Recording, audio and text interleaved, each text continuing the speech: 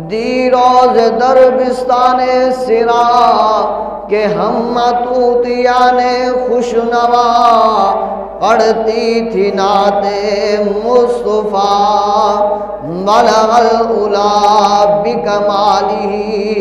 ये कुमरियाँ भी ज़ौक़ में डाल सर अपना तौक में करती थी चर्चा शौक में कशफ दुजा बिजमाली।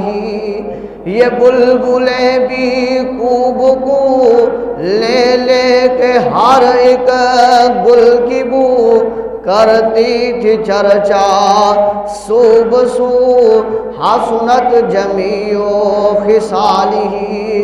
ये चिड़ियों के सुनकर चह चहे इंसान भला क्यों